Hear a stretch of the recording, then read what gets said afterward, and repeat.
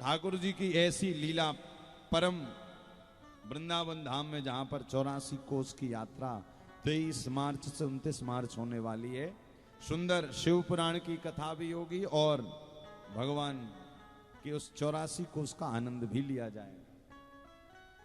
कहते हैं, आजकल लोग कहते हैं महाराज अब वो वृंदावन वृंदावन नहीं रह गया, किंतु याद रखिए वृंदावन भले कितना भी बदल जाए, किंतु वृंदावन की रज की आज भी वही महिमा है जो आज से 5,500 वर्ष पहले जब कन्हैया आए थे, जब उस समय रज की जो महिमा थी, आज भी वही महिमा है। और जब कन्हैया आए थे उसके पहले भी रज की जो महिमा थी, बोले आज भी वही महिमा है। इसी कारण भैया वृंदावन में भले महल अट्टालिकाएं बन गए हो, भले बदल गया हो, किंतु मन में एक भाव रखिए कि ब्रज की रज तो वही है जो हमारे ठाकुर जी ने अपने मुख पर रखकर उस ब्रज को जूठा किया था।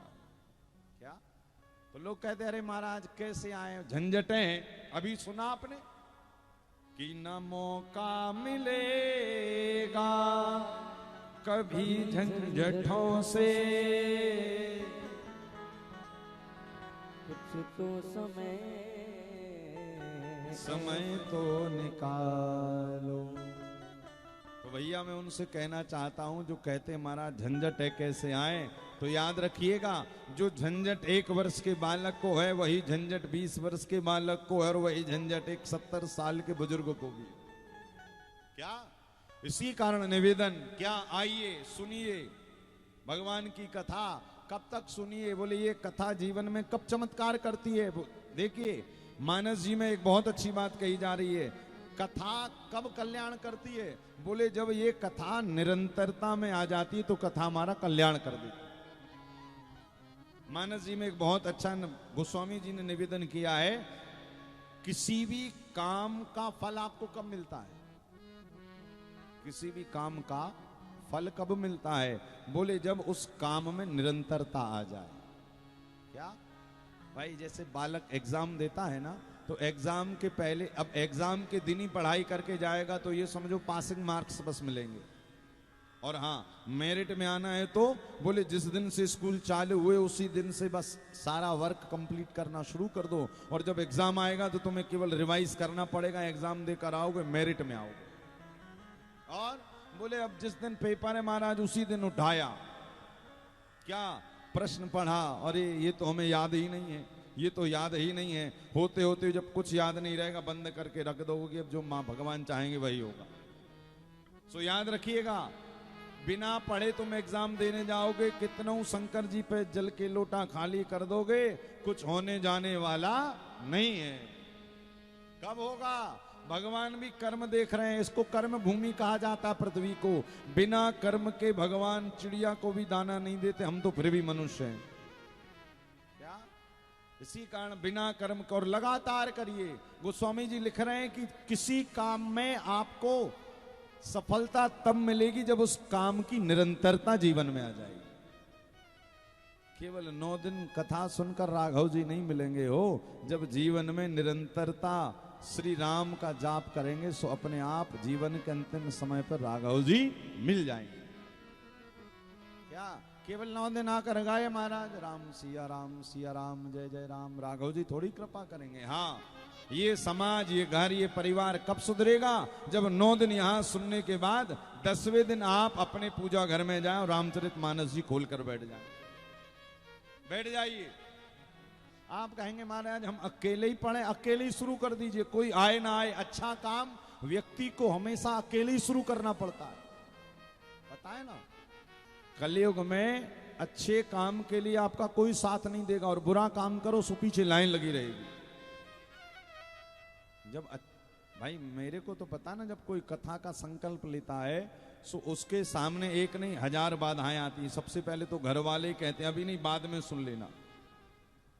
क्या घर वाले सबसे पहले समस्या उत्पन्न, अभी नहीं बाद में सुनना, कब बाद में।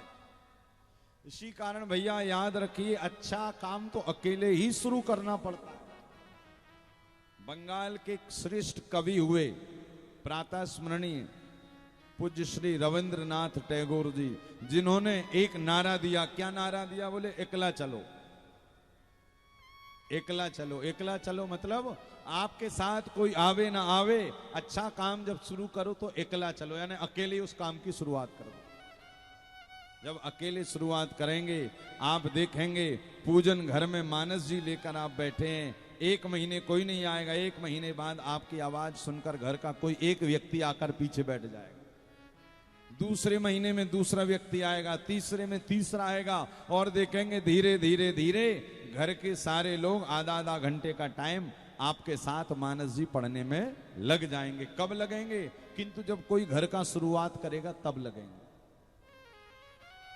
अब महाराज 9 दिन सुनी और 9 दिन के बाद में 10वें दिन 11वें दिन सब भूल गए, फिर कैसे मानस जी की कृपा होगी? वही बात गोस्वामी जी लिख रहे हैं, किसी काम की निरंतरता ही व्यक्ति को उसके लक्ष्य की प्राप्ति कराता है। क्या कहते ना, बीच कल हमने आपको एक कथा बताई थी ना, कि कथा व्यक्ति के जीवन के व्यवहार का टेस्ट है। Test MRI CT scan x-ray होते हैं ना, डॉक्टर कहते भैया तुम्हें ये बीमारी है। इसी प्रकार राम कथा भी हमारे व्यवहार का टेस्ट करती है कि हमारा पिता के प्रति क्या व्यवहार बुरा है, हमारा पत्नी के प्रति क्या व्यवहार बुरा है, हमारा पड़ोसियों के प्रति क्या व्यवहार बुरा है। और जब हमें व्यवहार में रोग पता चल जाता है तो हम उस रोग को ठीक करने का उपाय करते हैं। तो कल हमने ये कथा सुनाई तो यूट्यूब पर किसी ने प्रश्न किया, बोले महाराज आपने कहा कि शुगर हो जाती है तो रसगुल्ला खाना बंद कर देते हैं, कभी कभी बंद करने के बाद भी घटती बढ़ती रहती है। हमने कहा इसी कारण घटती बढ़ती रहती है क्योंकि विधिवत दवाई नहीं ली जाती। होता है नहीं होता? शुगर का पेशेंट यदि 1-2 दिन इंसुलिन ना ले और रसगुल्ला घपाघप खाता जाए, क्या होगा? 5वें 6ठे दिन डॉक्टर साहब कहेंगे अब तैयारी कर दो जाने की। इसी कारण जैसे किसी मरीज को पता चलता है तो मर्ज को खत्म करने के लिए प्रतिदिन क्या करता है? बोले प्रतिदिन दवाई खाता है। उसी प्रकार हमें यदि पता लग जाए कि हमारे व्यवहार में कोई कमी है तो उसी प्रकार भगवान राघव जी की कथा को हमें प्रतिदिन दवाई के रूप में स्वीकार करना है। जैसे उस शुगर वाले पेशेंट की शुगर कंट्रोल रहती है, बोले उसी प्रकार कलिकाल में रहने वाले जीव का स्वभाव भी बढ़िया रहता। कब? बोले जब वो दवाई के रूप में प्रतिदिन राघव जी की कथा सुनता है तब। क्या? इसी कारण भैया ये भगवान की कथा कैसी है? बोले कथा राम जी की है कल्याणकारी,